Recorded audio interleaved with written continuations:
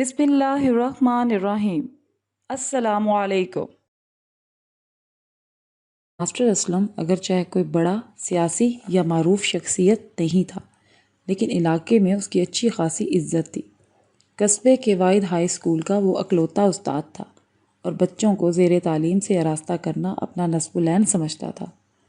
Master Aslam की 4 बेटियां और एक ही बेटा था। मास्टर असलम एक दब्बू किस्म का इंसान था। इसके बरस्क उसकी बीवी कनीज़ा उर्फ किज्जो एक धड़ल्ले वाली और बड़ी रोबदार और दबदबे की मालिक औरत थी। कनीज़ा असलम की तायाजाद बहन थी। वो दोनों बचपन से ही इकट्ठे रहते और पले बढ़े थे और कनीज़ा का शुरू से ही असलम पर रौब कायम हो गया था। इस इलाके में लड़कियों की तालीम का रवाज इंतहाई कम था। चुनांचा असलम जो जेब खर्च के तौर पर 4 आने मिलते थे वो कनीज़ा भी वही उससे छीन लेती थी और सर झुकाकर उसके हवाले कर देता था। असलम से इस हद दर्जा ताबीदारी से उसके होने वाले सास ससुर भी कुड़ते रहते थे। बल्कि एक मर्तबा उसके ताया ने असलम से कहा, असलम बेटा तुम मर्द हो और मर्द बनकर रहा करो, ज़रा रौब दिखा कर रहा करो किज्जो पर। जी ताया अब्बू, असलम सिर्फ इतना ही कह सका था। असलम स्कूल में एक पढ़ाकू तालिब इल्म शुमार किया जाता था। हर जमात में वो कोई ना कोई पोजीशन हासिल करता। उसके हम जमात उसकी कम गोई पर अक्सर उसे ताने मारते, मगर उस पर किसी भी बात का असर नहीं होता था। इन दिनों तालीम की बहुत कदर थी और बतौर एक कारोबार के भी इसका आगाज़ नहीं हुआ था। आजकल तो तालीम भी एक कामयाब कारोबार बन चुका है। गली मोहल्लों में प्राइवेट स्कूल जा बजा खुल चुके हैं, लेकिन असल इल्म और अदब आहिस्ता आहिस्ता ख़त्म हो रहा है। मैट्रिक मुकम्मल कर लेने के बाद असलम ने पीटीसी किया और इसी स्कूल में पढ़ाने लगा जहां वो खुद पढ़ चुका था। उन्होंने प्राइवेट तौर पर अपनी तालीम का सिलसिला भी जारी रखा और गुज़रते वक्त के साथ साथ उर्दू में हेड मास्टर बन गए। उनकी शादी हो चुकी थी और वो यके बाद दीगरे 4 बेटियों के बाप बन गए। 4 बेटियों के बाद जब अल्लाह ने उन्हें बेटे की नेमत से नवाजा, उनकी खुशी का कोई ठिकाना ना था। मास्टर असलम के घर में उनकी बेटी कनीज़ा और बीवी कनीज़ा की हुक्मरानी थी। एक दिन मास्टर असलम ने अपनी बीवी से कहा, तुम्हें पता है कनीज़ के क्या मायनी है? मुझे क्या ज़रूरत है मतलब जानने की, कनीज़ा ने हस्बे मामूल नखुसत से कहा। तो मास्टर असलम कहने लगे, कनीज़ का मतलब है मुलाजमा या नौकरानी। अच्छा, कनीज़ा एकदम गुस्से में आ गई। तुम्हारा मतलब है मैं तुम्हारी नौकरानी हूँ? अरे नहीं, मेरा ये मतलब नहीं है। मास्टर असलम सफाइयाँ पेश करने लगे, लेकिन कनीज़ा ने तो आसमान सर पर उठा लिया और फिर मास्टर असलम घर से निकल पड़े ताकि बाहर से ताज़ा हवा ले सके। लेकिन जब वो रात को चुपाल से लौटे तब भी कनीज़ा का गुस्सा कम नहीं हुआ था और वो मुसलसल बुड़बुड़ाई ही जा रही थी। अच्छा भागो, अब जाने भी दो। मास्टर असलम ने हाथ जोड़ दिए, लेकिन कनीज़ा का गुस्सा कम होने में आ ही नहीं रहा था। मुसलसल बुड़बुड़ाने के बाद जब मास्टर असलम की तरफ से कोई रद्द अमल ना आया तो कनीज़ा खामोश हो गई। उस वक्त लड़कियों की तालीम सिर्फ कुरान मजीद तक ही महदूद होती थी, लेकिन इसके बावजूद भी मास्टर असलम अपनी बेटियों की घर पर ही दुनियावी तालीम भी दिया करते थे, ताकि आने वाले वक्त में उनको किसी किस्म की एहसास कमतरी का एहसास ना हो। और इस तरह शायद दीगर रिश्तेदार भी बेटियों की दुनियावी तालीम के हिस्से से अपनी बेटियों को हक़ तालीम और उनको ज़ेवर तालीम से आरास्ता करने लगे।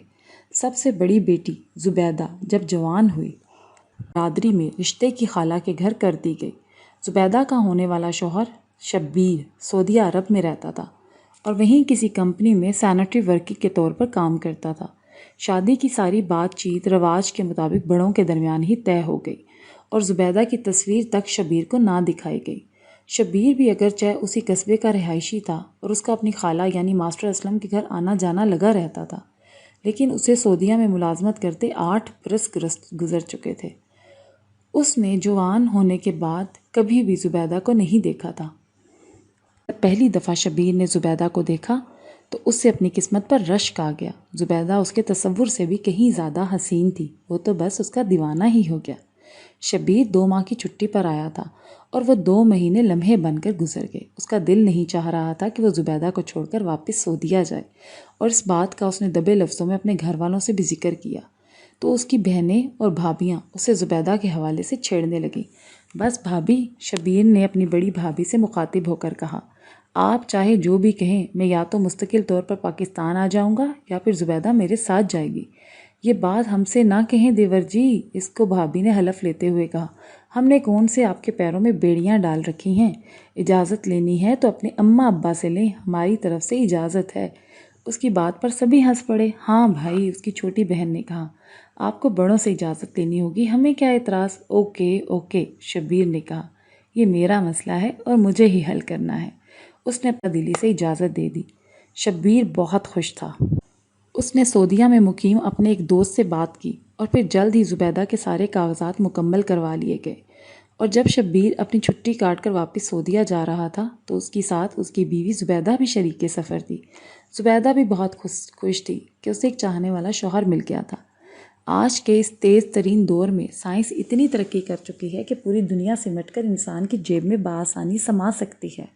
زبیدہ بھی اگرچہ اپنے میکے اور سسرال سبھی رشتہ داروں سے ہزاروں میل دور چلی گئی تھی، لیکن اس کے باوجود بھی وہ روزانہ فون پر سبھی سے باتیں کیا کرتی تھی اور خوش رہتی تھی۔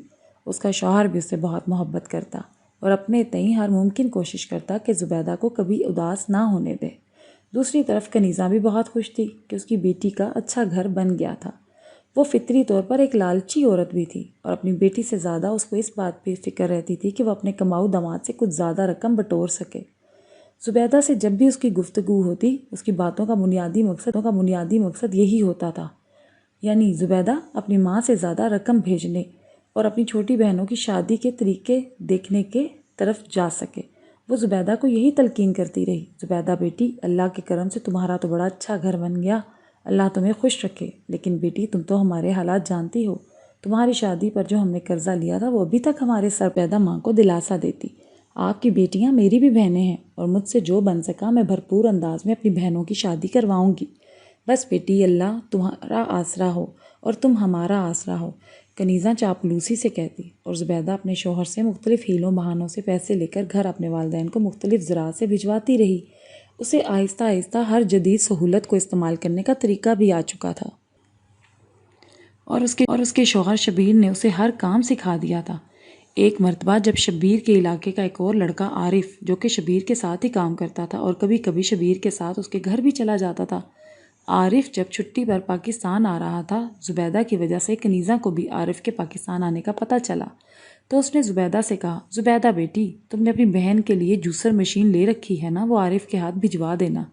ٹھیک ہے امی جان، زبیدہ نے کہا، میں کوئی بندوبست کرتی ہوں۔ اور ہاں، شبیر کا تو پتہ ہے نا اس بات کا؟ کنیزہ نے پوچھا۔ نہیں اماں، زبیدہ نے کہا، میں آپ کی ہدایت پر حرف بحرف عمل کرتی ہوں۔ ہاں بیٹا، کنیز نے کہا، اگر اسے پتہ چلا کہ تم ہمیں مختلف چیزیں بھیجتی ہو تو ہر وقت تمہیں تانے دے گا اور اپنے احسان جتلاتا رہے گا۔ نہیں امی، میں اسے ہوا تک نہیں لگنے دوں گی، زبیدہ نے کہا۔ ٹھیک ہے بیٹا، کنیزہ نے کہا، اپنا خیال رکھنا۔ زبیدہ نے اللہ حافظ کہہ کر فون بند کر دیا۔ چند دن بعد عارف شبیر کے ساتھ ان کے گھر آیا تو شبیر نے کہا، زبیدہ، تم نے اگر کوئی چیز پاکستان بھجوانی ہے تو عارف کو دے دو، وہ وہاں جا کر دے آئے گا۔ نہیں، فی الحال تو ایسی کوئی چیز نہیں ہے، زبیدہ نے کہا۔ تو شبیر نے سر ہلا دیا، ٹھیک ہے۔ عارف جب ان کے گھر سے نکلنے لگا تو زبیدہ نے غیر محسوس طریقے سے اس کے قریب ہو کر کہنے لگی، عارف، پاکستان جانے سے پہلے مجھ سے مل کر جانا۔ عارف کے چہرے پر سوالیہ نشان دیکھ کر زبیدہ نے سر ہلا دیا تو عارف نے کہا، اوکے۔ شبیر کی غیر موجودگی میں زبیدہ کا یہ فقرہ سن کر عارف کا چہرہ سوالیہ نشان بن چکا تھا، لیکن زبیدہ کا اس بات میں ہلتا سر دیکھ کر اس نے بھی ہاں کر دی۔ چند روز بعد جب شبیر ڈیوٹی پہ تھا کہ دروازے پر دستک ہوئی۔ زبیدہ نے دروازہ کھولا تو سامنے عارف کھڑا تھا۔ اسے دیکھ کر زبیدہ دروازے سے ہٹ گئی اور عارف اندر آ گیا۔ زبیدہ نے دروازے کی کنڈی چڑھا دی۔ عارف شاید کسی غلطی فہمی کا شکار ہو گیا تھا کہ وہ اپنی باہیں پھیلائے زبیدہ کی طرف بڑھا۔ یہ کیا کر رہے ہیں آپ؟ زبیدہ نے حیرت سے کہا۔ تو مجھے کس لیے شبیر کی غیر موجودگی میں بلایا تھا؟ عارف نے پوچھا۔ تب زبیدہ کو سمجھ آیا کہ عارف کسی غلط فہمی کا شکار ہو چکا ہے۔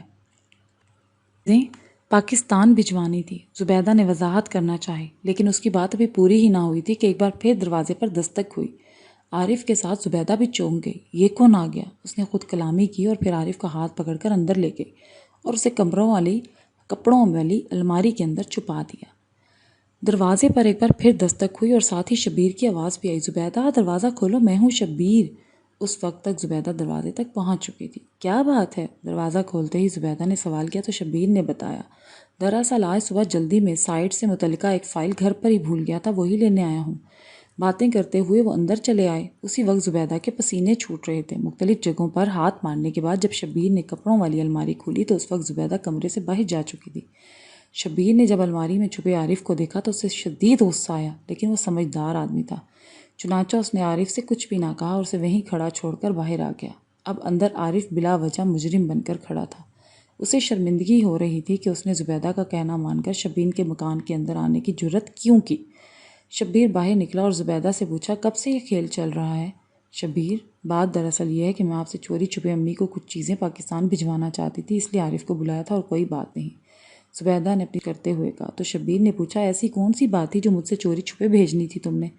وہ ایک جوسر مشین ہے، زبیدہ نے ہکلاتے ہوئے کہا۔ اگر اس بات کو سچ مان لیں تو کیا میں کبھی تمہیں اپنے میکے والوں کو کوئی چیز بھیجنے سے منع کیا ہے کبھی؟ شبیر اپنے غصے پر بڑی مشکل سے قابو پا رہا تھا۔ ان کی باتوں کے دوران میں عارف خاموشی سے ان کے مکان سے باہر نکل گیا۔ شبیر اسے جاتا ہوا دیکھ رہا تھا لیکن خاموش تھا۔ اس وقت اس کی ساری توجہ کا مرکز زبیدہ تھی۔ آپ نے تو کبھی انکار نہیں کیا، زبیدہ اس کے سوال کا جواب دیتے ہوئے کہا، لیکن مجھے ڈر تھا کہ کہیں آپ انکار کر نہ دیں۔ اچھا ٹھیک ہے، شبیر جانے لگا تو زبیدہ اس کے پاؤں پڑ گئی۔ شبیر، خدا کی قسم بس یہی بات ہے اور کوئی بھی ایسی بات نہیں جو آپ سمجھ رہے ہیں۔ اچھا اب یہ چاپلوسی اور مکاری چھوڑو۔ شبیر کے لہجے میں بہت غصہ تھا اور اس کی خاموشی ایک بہت بڑے طوفان کا پیش خیمہ تھی۔ زبیدہ رونے لگی، لیکن اس وقت شبیر گویا پتھر کا ہو چکا تھا، جس پر کسی بھی بات کا کوئی اثر نہیں ہونا تھا۔ وہ خاموشی سے گھر سے چلا گیا۔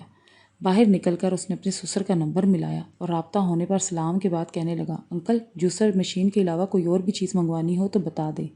کیا مطلب؟ ماسٹر اسلم سے چونکہ کنیزہ اسے سارے معاملات مخفی رکھتی تھی اور اسے اس بات کا قطعاً علم نہیں تھا کہ کنیزہ اپنی بیٹی سے کچھ لیتی ہے یا نہیں، اس لیے اس کا چونک جانا فطری بات تھی، لیکن اس درپردہ بات کا علم شبیر کو نہیں تھا۔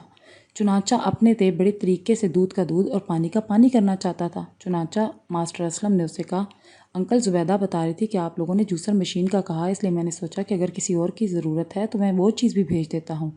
نہیں بیٹا، ماسٹر اسلم نے کہا، ہم نے تو ایسی کوئی بھی چیز منگوانے کے لیے زبیدہ کو نہیں کہا۔ چلو ٹھیک ہے، شبیر نے کہا اور الوداعی کلمات کے ساتھ فون بند کر دیا۔ اگلے دن اس نے زبیدہ کو واپس بھجوانے کے مکمل انتظام کے بعد اسے 2 گواہوں کی موجودگی میں 3 طلاقیں دے دیں اور زبیدہ روتی پیٹتی اور صفائیاں پیش کرتی رہ گئی، لیکن شبیر نے اس کی ایک نہ سنی۔ صرف یہی کہا، اگر تمہارے میکے والے اس بات کا اعتراف کر لیتے کہ انہوں نے جوسر مشین منگوائی ہے تو شاید میں اپنے دل کو سمجھا لیتا، لیکن اب میں آنکھوں دیکھی بات اور آنکھوں دیکھی مکھی نہیں نکل سکتا۔ تمہارا اور میرا راستہ آج سے الگ ہوا اور زبیدہ روتی پیٹتی واپس پاکستان اپنے ماں باپ کے گھر آ گئی۔ بعد میں آہستہ آہستہ ساری بات واضح ہو گئی۔ تب کنیزہ کے ذہن میں یہ بات آئی کہ وہ اپنی دوسری بیٹی کو بیاہتے اپنی شادی شدہ بیٹی کو بھی طلاق دلوا بیٹھی، لیکن اب کیا ہو سکتا تھا؟ بس اب تو صرف پچھتاوے کی زندگی ہی رہ گئی تھی۔ اگر آپ کو ہماری آج کی ویڈیو پسند آئی ہے تو ہماری ویڈیو کو لائک، کمنٹ اور شیئر کرنا نہ بھولیں۔ اس کے علاوہ اگر آپ نے ابھی تک ہمارے چینل کو سبسکرائب نہیں کیا تو ہمارے چینل کو سبسکرائب کر دیں اور ساتھ میں بیل آئیکن کو پریس کر دیں تاکہ ہر آنے والی ویڈیو سب سے پہلے آپ تک پہنچ سکے۔ شکریہ۔